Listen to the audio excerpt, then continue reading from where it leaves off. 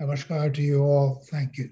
We are going to go to verse number 27. In this verse, as you may have read, Bhagavan is now dispelling the doubt, or rather clarifying the doubt between realization and awareness.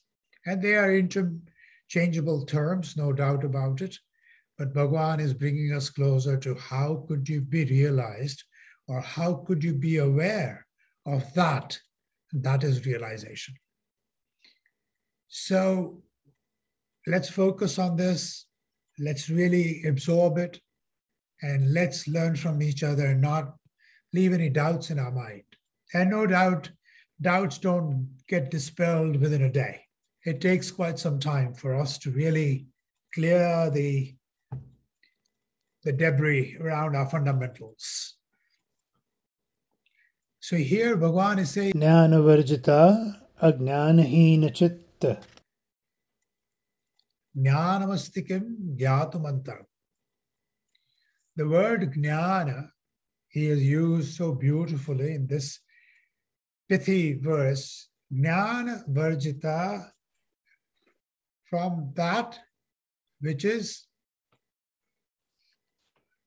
not of any knowledge, devoid of knowledge, in the absence of knowledge. Now just think about these 3-4 words. Due to not having any knowledge. Knowledge of what? Knowledge of relative knowledge. All my knowledge is relative knowledge. I have knowledge based on my cognition of something external, or a phenomenon, or a principle, or a science, or a fact. And I have that knowledge because of my mental capability, my intellectual capability. I have knowledge of something, whether it be my education, whether it be my property, whether it be my assets, whether it be anything. So he's saying devoid of any knowledge, where you have the duality, where the mind is employed, and you know that this is what it is. If you were to be devoid of that knowledge, which is based only on objects, and here today, I wanted to help ourselves, all of us, focus on the objects. We have always used in the past the examples of, my nature and my property, or my family, or things that belong to me, my world around me. But today, if you were to look at just this body, just as an exercise, to look at this body as an external object. I know it's easy for some of us. It may be slightly difficult for some of us. And for some of us, it may be a little confusing. But all of us are in the same place. We are all the same. We are the eternal entity, identity, and therefore we are all the same. Doesn't matter. So if you were to focus on ourselves and internalize this meditative mode, which brings about a clarity as to what is this, we are talking about a spiritual aspect of all religions, that all religions, I repeat, all religions have unfortunately forgotten the spiritual fulcrum, the pivotal spiritual boilerplate, the spiritual bindu, the spiritual absolutely atom of all religions is this spirituality. And all the religions have forgotten it. So if we were to just focus today on the internally, myself as an object. So Bhagavan is saying, if you're devoid of that knowledge, which is based on body, based on objects, thinking that this is me, though any part of me is a different part of me, and it functions without my contribution for its functionality. And we'll come to that in a little bit, but let me continue with the verse. So, jñāna-varjita, devoid of that kind of knowledge, devoid of any knowledge which is dependent on cognitive or dependent on something else. jñānahīna-cit. Beautifully said. Removal of that ignorance. Removal of what kind of ignorance?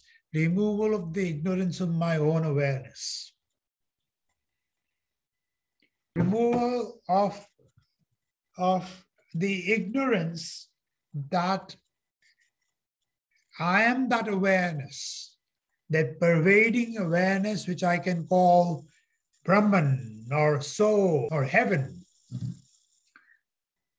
That awareness which I am part of, actually not part of which I am myself. My ignorance has removed me from that. So he says, devoid of the cognitive knowledge and absence of this ignorance, diminishing, clarifying, dissipating this ignorance that I'm not awareness. He says, if these two were obtained, jñānam-asti-kiṁ, any other knowledge. Jñānam-asti-kiṁ, gyātum-antaram. Is there any other knowledge to be obtained between these two knowledges or in between?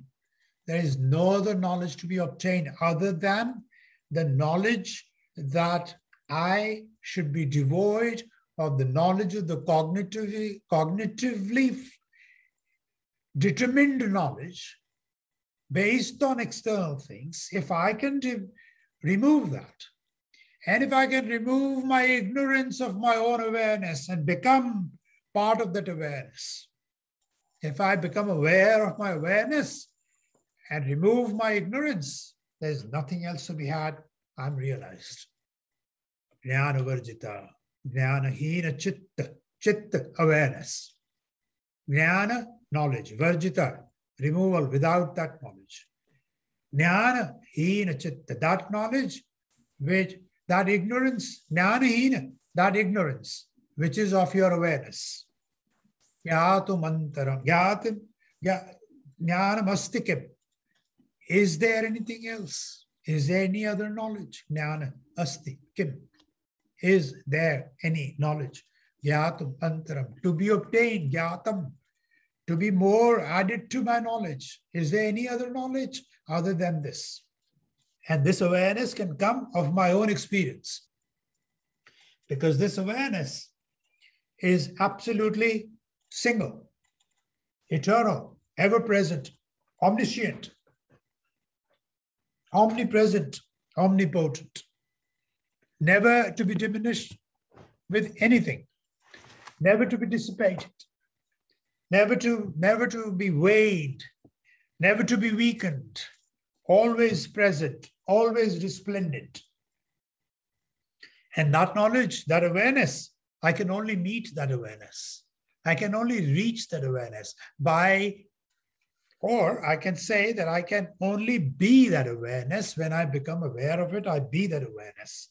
And therefore, no one else can give us that knowledge other than our own self, our own heart. We already have it. We have put a big kind of a cover over it. We have kind of camouflaged it. And we're saying, where is the awareness? I don't understand it. I don't understand it. I don't understand it. If we remove everything else that we know, that is frivolous, that is restricting, obstructing my real clarity, that's all I need to do.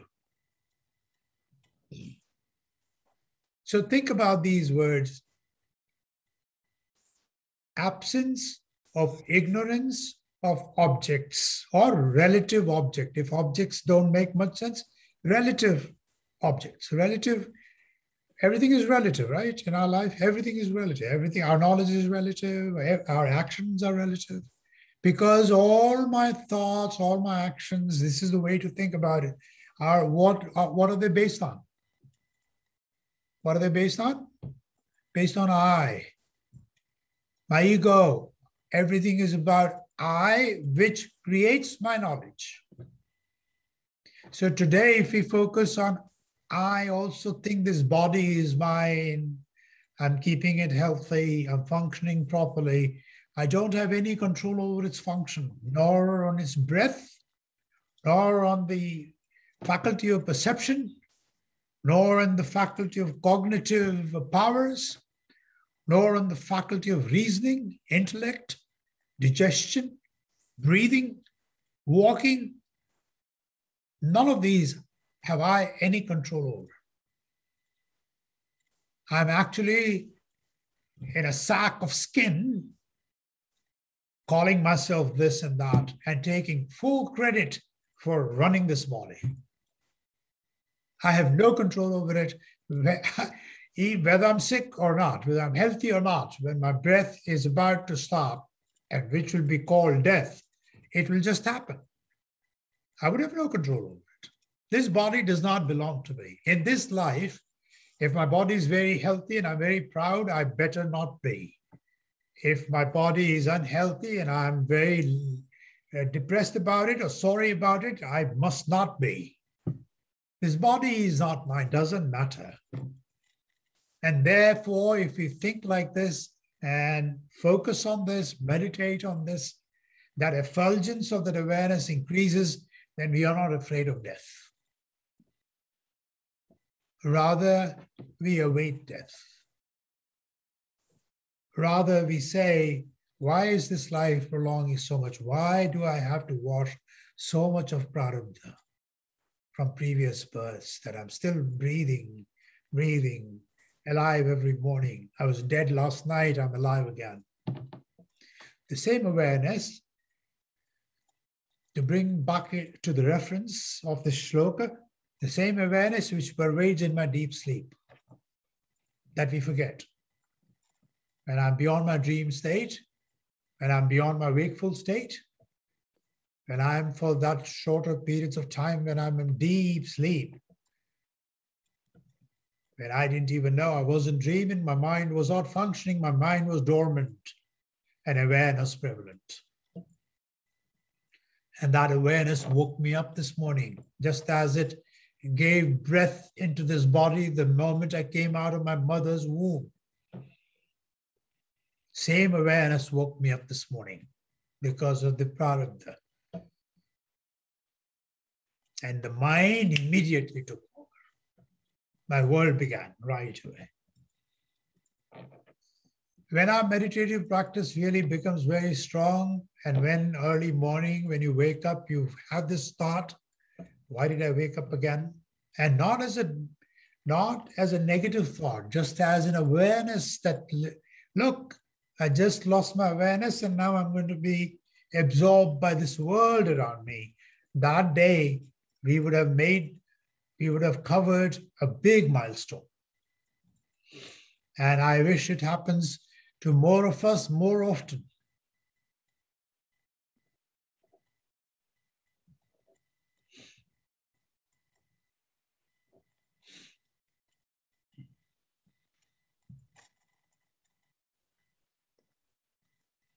So focus on these words, free from knowledge, free from relative knowledge, if you want to call it, free from knowledge of objects, and free from ignorance of awareness. 4 words, free from ignorance of awareness. This can be the mantra for us. Jnāna-varjita, jñānahīna-cit, jñānam-asti-kiṁ, gyātum-antaram. Is there anything else to be obtained? Any other knowledge? There is no other knowledge. He is dispelling the doubt there is no other knowledge for the ones, mumukshas like us, who want to achieve, want to be at the zenith of our clarity. We are at the nadir of our clarity. For those of us who may not know, nadir is the lowest point, zenith is the pinnacle of understanding, not as a matter of latitudinal height or vertical height. I'm just saying supreme knowledge is that That zenith of the knowledge would be to know that I'm not this limited body, that I am that Atman within me, that soul within me.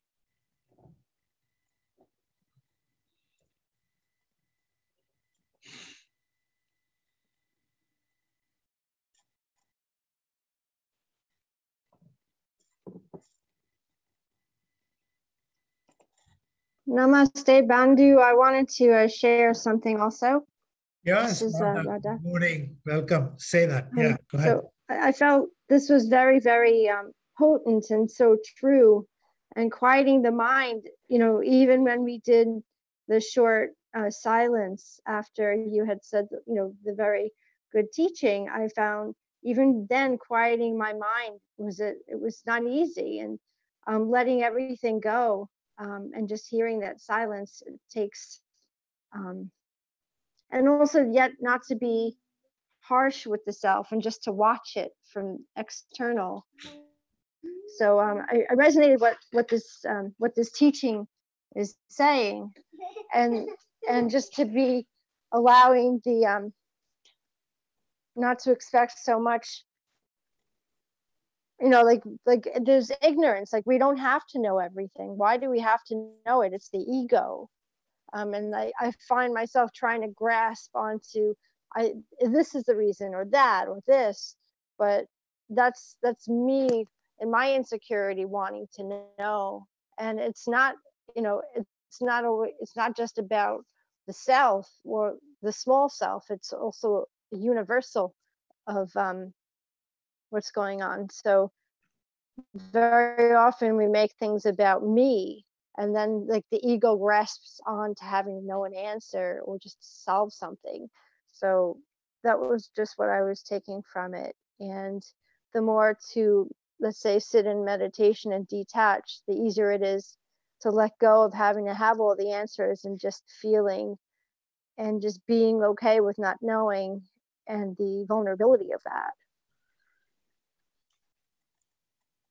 Thank you, Radha. Thank you for your comments and contribution. Good. That's the way. That's the only way. Don't have to know anything. Quality, we know too much. We need to forget. There's another aspect. All memory has to be lost. This is also in Vedanta, in Brahma Sutras. It makes a reference to memory. It says the memory, again, is deeply attached to one's ego. Memory is a conjunction of 2 points. I don't remember the Brahma Sutra Vakyas, but I know the essence of it. It's a conjunction between 2 points of event, or an event, or multiple events connected at some point in the past, and culminating and ending, or continue to go on at the current moment, or it had started at point X, ended at point X raised to the power 1, or it is still continuing X raised to the power 5. So it says that memory is connected between 2 points of an event, of an happiness, dejection, pessimistic thought, untoward experiences, pleasant experience, and a whole gamut of things. And we can all come up with 101 examples of that. But the point to be noticed here is Brahma Sutras say, but these points of memory are related to your ego. The connection of these 2 points are non-existent. The span of this memory does not exist if the I was not attached to it. Same thing. If the I is attached, it's your memory. If the I is removed, the memory vanishes. So for mortals like us, attack the memory. If I cannot, like Radha just now said, the ego, The ego is so big, so vast. Okay, at least I can drop memories, drop my egotistical definitions, minimize my reactions to things, minimize my reaction to how my kith and kin are treating me now, or they treated me in the past, or maybe this is what they would do. Leave it. I don't have control over my next breath. What am I trying to control? And yet the prarabdha will continue with our life. So let it continue. And let's look at our life being played out in front of us. Brahman is the entity that is keeping everything functional. I am no better than the tree that has its leaves falling off of it and more leaves sprouting off it. I'm just the same. There's no difference in the eyes of the Brahman. Whether you call it a yuga or a kalpa, the time frame is 4,320,000 or something for one yuga. Who am I? I'm nobody.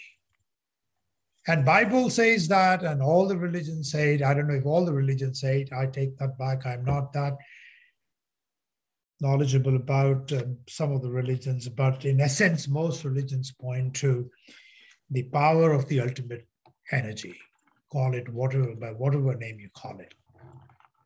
And we have to mitigate, dwarf, minimize, and crush our individual identity with things. That's a very good small step to take. I'm nobody. My knowledge is not mine. My degrees are not mine. And I'm not going to talk about it. My successes, I'm not going to repeat. Somebody asks me, I'll say, yeah, it's okay. I'm not going to. And we all learn. Thank you very much for today. Sure. Thank you, Peter. Very nice you being here. And we will call it a day with this. I'll just chant one verse. Atma tvam girijah matihi sahachara pranaha shariram graham puja te vishayopabhoga rachana nidra samadhi sthiti sanchar pradayo pradakshina vidhi strotrani sarvagira yadyat karma karomi tat tadakhilam shambho tavaradhanam.